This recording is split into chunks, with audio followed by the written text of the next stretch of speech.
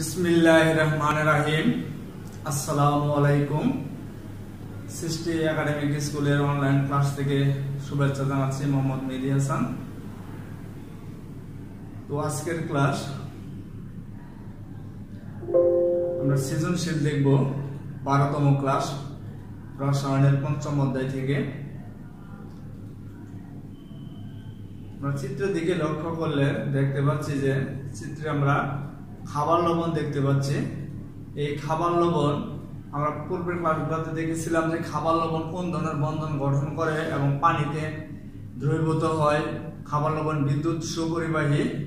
আজকে আমরা সেই অংশগুলোর কিছু সৃজনশীল দেখব, কিভাবে সৃজনশীল পরীক্ষায় আসে।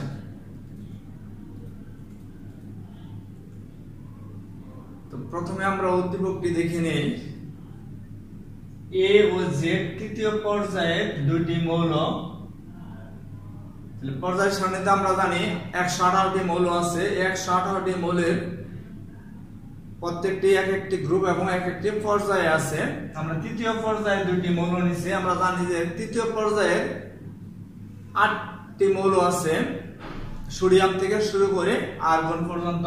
এর মধ্যে আমি দুটি মৌল এ এবং জেড প্রতীকী অর্থে ব্যবহার করছি, যেটা প্রকৃত কোনো মৌলের প্রতীক নয়, এবং এদের যোজ্যতা ইলেকট্রন যথাক্রমে 1 ও 7। তাহলে এ তৃতীয় পর্যায়ের মৌল, এর যোজ্যতা ইলেকট্রন 1, জেড তৃতীয় পর্যায়ের মৌল, এর যোজ্যতা ইলেকট্রন 7। তাহলে পঞ্চম অধ্যায়ে আমরা শিখেছিলাম যে যোজ্যতা ইলেকট্রন কাকে বলে। যোজ্যতা ইলেকট্রন হচ্ছে সেটা যে সকল মৌলের ইলেকট্রন বিন্যাস করার সর্বশেষ শক্তি স্তরে যে কয়টি ইলেকট্রন থাকে অথবা মোট ইলেকট্রন সংখ্যাকে যোজ্যতা ইলেকট্রন বলবো। আর এখানে পর্যায়টা আমরা চতুর্থ অধ্যায়ে পড়েছিলাম যে ইলেকট্রন বিন্যাস করলে ইলেকট্রন বিন্যাসের সর্বশেষ শক্তি স্তরটাই হলো পর্যায়, এবং সর্বশেষ শক্তি স্তরের যে কয়টি ইলেকট্রন অথবা মোট ইলেকট্রন থাকে তার সংখ্যাই হলো যোজ্যতা ইলেকট্রন। তাহলে আমরা এখন এ এবং জেড মৌল দুটি কি সেটা আমরা কি করব, ইলেকট্রন বিন্যাসের মাধ্যমে জানতে পারবো। প্রশ্নগুলো দেখি। এখানে দেখো প্রশ্ন, উদ্দীপকের এ ও জেড এর মধ্যে বন্ধন গঠন প্রক্রিয়া ব্যাখ্যা করো। তাহলে এ এবং জেড দুটি মৌল, এই দুটি মৌল কোন ধরনের বন্ধন গঠন করে সেই প্রক্রিয়াটা ব্যাখ্যা করব। গতে যদি আমরা প্রশ্ন দেখি, দেখো এ এবং জেড মৌলের সমন্বয়ে গঠিত যৌগ পানিতে দ্রবণীয় ব্যাখ্যা করতে হবে। তাহলে প্রথম আমরা গতে দেখবো এ এবং জেড মৌল দুইটি মিলে কিভাবে বন্ধন গঠন করে, কোন ধরনের বন্ধন গঠন করে, এবং বন্ধন গঠন করার উক্ত যৌগটি পানিতে কি দ্রবীভূত হবে সেটা আমরা দেখব। আমরা শিখনফল দেখি। এখান থেকে শিখনফল আমরা অলরেডি দেখলাম। পর্যায় কি সেটা আমরা শিখতে পারবো। যোজ্যতা ইলেকট্রন এবং আয়নিক যৌগ আছে, এখান থেকে জানতে পারবো। তখন আজকের এখানে সৃজনশীলের অংশ থেকে আমি তোমাদের 3টি বিষয় যেটা আমরা অলরেডি জানি, তারপর আবার আমরা একটু জানতে পারবো কি পর্যায় কিভাবে নির্ণয় করব সেটা আমরা জানতে পারবো। যোজ্যতা ইলেকট্রন এবং আয়নিক বন্ধন কি। তো উদ্দীপকের গয়ের অ্যানসার যদি আমরা দেখি, তো প্রথমে এ এর আমরা ইলেকট্রন বিন্যাস করি। ইলেকট্রন বিন্যাস করলে দেখা যাচ্ছে এটা কিন্তু আমরা জানি না যে কোন ধরনের মৌল বা মৌলটির নাম কি, প্রতীক কি। প্রথম আমরা ইলেকট্রন বিন্যাস করব। ইলেকট্রন বিন্যাস করার শেষে আমরা দেখতেছি 3s1, কারণ এ কে বলা হয়েছে তৃতীয় পর্যায়। তাহলে এখানে সর্বশেষ শক্তি স্তর 3, এই জন্য পর্যায় হবে এ এর পর্যায় 3। তাহলে আমি তৃতীয় পর্যায় নির্ণয় করতে পারলাম, পর্যায়টা 3, এবং বলা হচ্ছে উদ্দীপকে যে এর যোজ্যতা ইলেকট্রন 1। তাহলে তৃতীয় পর্যায় অর্থাৎ যে পর্যায় থেকে সেই পর্যায়ের মধ্যে কয়টা ইলেকট্রন আছে, এই 1 হলো ইলেকট্রন, তার মানে 1টি ইলেকট্রন আছে। তাহলে আমি এখন ইলেকট্রন যদি আমি সংখ্যা গণনা করি, 2 4 6 10 1 11, তাহলে 11টি ইলেকট্রন আছে সোডিয়াম। তৃতীয় পর্যায়ে 11টি ইলেকট্রন আছে সোডিয়াম মৌলের, যেটা লেটিন নাম থেকে নামকরণ করা হয়েছে নেট্রিয়াম।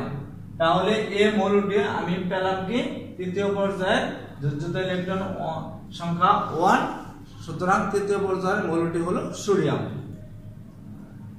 জেড মৌলটাও দেখি আমরা ইলেকট্রন বিন্যাস করি। ইলেকট্রন বিন্যাস করার পর দেখতে পেলাম 1s2 2s2 2p6 3s2 3p5। তাহলে এখানে জেড মৌলটার তৃতীয় পর্যায়ে বলা হয়েছে, তাহলে তৃতীয় পর্যায় তৃতীয় শক্তি স্তর এখানে 3 3 3s 3p, তাহলে পর্যায় সংখ্যা 3। আর এখানে বলা হয়েছে উদ্দীপকে যোজ্যতা ইলেকট্রন হচ্ছে 7। তাহলে দেখো তৃতীয় পর্যায়ে s এর 2টি এবং তৃতীয় পর্যায়ে p এ 5টি। তাহলে আমরা যোজ্যতা ইলেকট্রনের সংখ্যা জানি যে কয়টি বা মোট ইলেকট্রন, তাহলে এখানে মোট ইলেকট্রন s এর 2টি এবং p তে 5টি, তাহলে মোট ইলেকট্রন 7। তার মানে জেড মৌলটা তৃতীয় পর্যায়ে এবং যোজ্যতা ইলেকট্রন 7। এখন টোটাল ইলেকট্রন যদি আমি গণনা করি তাহলে টোটাল ইলেকট্রন আছে এখানে 17টি।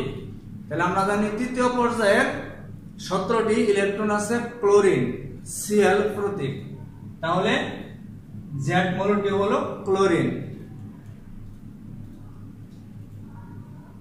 আমরা চিত্র দেখতে পাচ্ছি সোডিয়াম।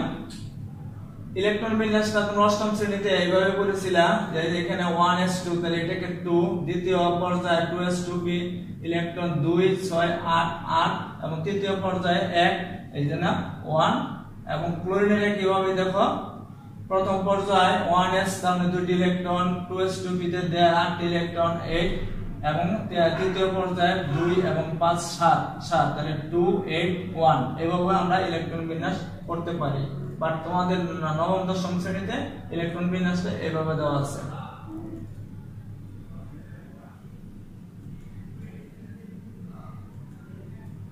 তাহলে দেখো এখানে সোডিয়াম, তার মানে এ মৌলটি হলো সোডিয়াম যা ধাতু, এবং সি মৌলটি জেড মৌলটি হলো ক্লোরিন অধাতু।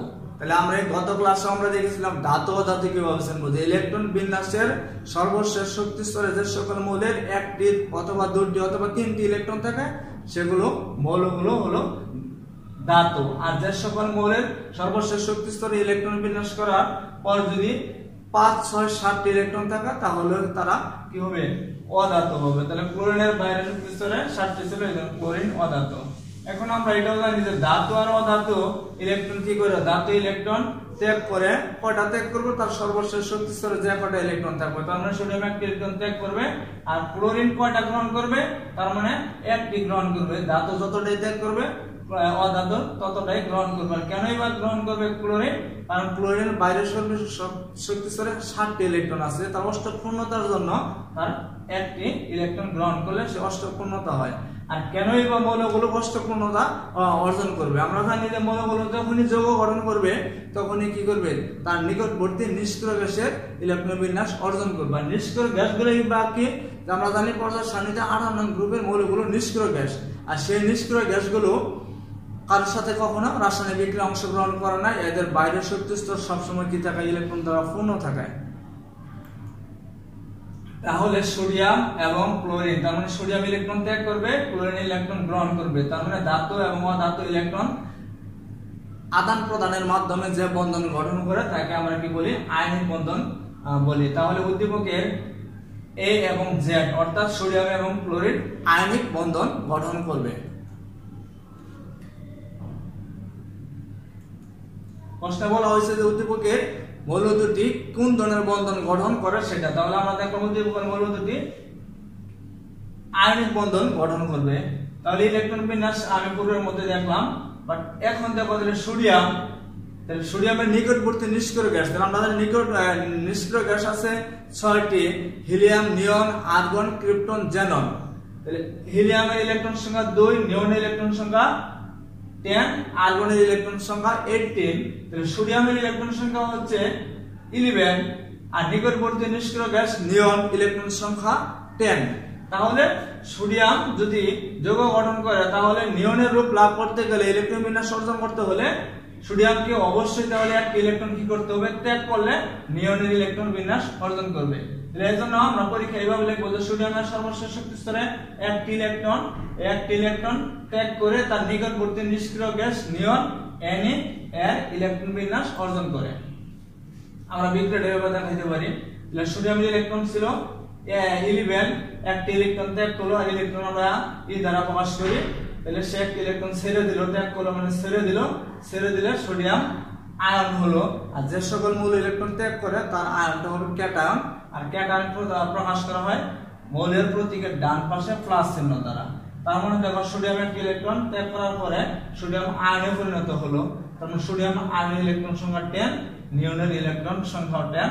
তাহলে আমরা যৌগ গঠনকালে যে মৌলগুলো নিষ্ক্রিয় গ্যাসের ইলেকট্রন বিন্যাস অর্জন করে সেটা কিন্তু আমরা দেখতে পেলাম যে সোডিয়াম তার নিকটবর্তী নিষ্ক্রিয় গ্যাস নিয়নের ইলেকট্রন বিন্যাস অর্জন করে। চিত্রের মাধ্যমে যদি দেখি তাহলে সোডিয়ামের ইলেকট্রন বিন্যাস দেখানো হচ্ছে। দেখো প্রথম শক্তি স্তরে 2টি, দ্বিতীয় শক্তি স্তরে 8টি এবং তৃতীয় শক্তি স্তরে 1টি। তাহলে 1টি ইলেকট্রন কিন্তু সোডিয়াম ত্যাগ করবে। মৌলটি হলো সোডিয়াম, তাহলে 1টি ইলেকট্রন ত্যাগ করলো, ত্যাগ করে 10টি ইলেকট্রন হয়, আর 10টি ইলেকট্রন আছে এখানে যখন নিয়নের 10টি ইলেকট্রন দেখানো হয়েছে, তার মানে সোডিয়ামের 3s1 ইলেকট্রন সোডিয়াম কি করবে, ত্যাগ করবে। ত্যাগ করে এই 10 তাহলে ইলেকট্রন বিন্যাস যদি আমরা দেখি 1s2 2s2 2p6, তাহলে Na+ এর ইলেকট্রন বিন্যাস এবং নিয়নের ইলেকট্রন বিন্যাস যদি আমরা কি 1s2 2s2 2p6, তাহলে নিয়ন এবং Na+ অর্থাৎ সোডিয়ামের ইলেকট্রন ত্যাগ করার কারণে সোডিয়াম নিয়নের ইলেকট্রন বিন্যাস অর্জন করবে।